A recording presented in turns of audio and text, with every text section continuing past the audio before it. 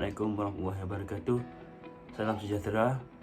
Pada hari ini saya akan menceritakan secara ringkas berkenaan dengan apa yang saya perolehi ataupun apa yang saya pelajari di dalam subjek Coding Semester 1.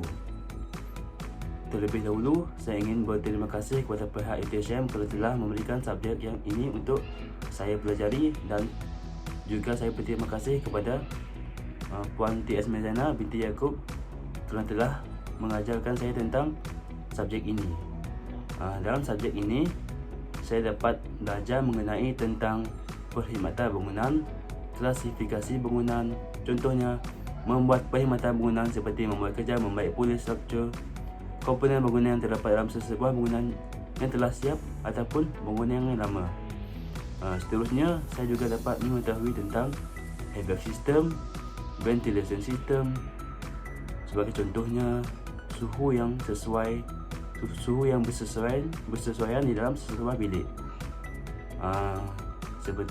Selain itu, sistem HVAC ini juga boleh digunakan di dalam dua jenis bangunan, sama ada bangunan domestik ataupun bangunan komersial. Itu apa yang saya dapat pelajari, yang saya dapat ringkaskan di dalam setiap chapter. Seterusnya, kita bergerak kepada setiap kerja khusus yang telah ditugaskan kepada saya. Di dalam Coding Semester 1 ini terdapat 3 kerja khusus yang telah ditugaskan kepada saya untuk dilakukan. Yang pertama adalah case study untuk KTM Keluang Railway Station. Yang kedua, CSR project, dan yang ketiga adalah inspection bangunan. Untuk yang pertama, saya akan menceritakan secara ringkas untuk case study KTM Keluang. Berkenaan dengan case study KTM Keluang adalah saya juga dapat mengetahui dan mengenali kaedah yang digunakan di dalam pembinaan stesen kereta api tersebut. Sebagai contohnya, stesen kereta api tersebut terdapat sistem pembelian tiket, sistem platform dan lain-lain fasiliti yang telah dilihat secara langsung di tempat pembinaan. Selain itu, saya juga dapat mengetahui commissioning proses yang dilakukan oleh pihak syarikat yang membina stesen tersebut. Seterusnya, saya dapat menimba pengalaman yang lebih lagi ataupun yang lebih luas kerana dapat melihat secara sendiri bagaimana proses pembangunan stesen kereta api tersebut dilakukan. Seterusnya, untuk projek CSR, apa yang saya dapat pelajari pada projek CSR tersebut adalah dapat menimba pengalaman secara langsung dalam melakukan kerja-kerja perkhidmatan bangunan. Contohnya, pada projek tersebut, saya bersama ahli grup saya telah membuat kerja penggantian ataupun pemasangan siling yang baru di pondok pengawal. Itu adalah part saya dengan kawan saya seorang.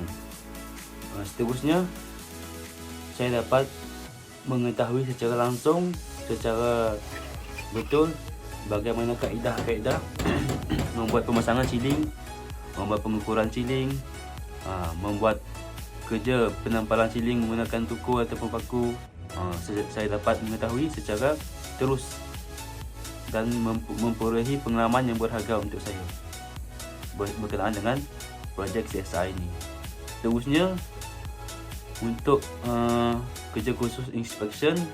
Untuk kerja inspection ini, saya telah mempelajari banyak bagaimana hendak membuat pemeriksaan bangunan berdasarkan kehendak subjek ini.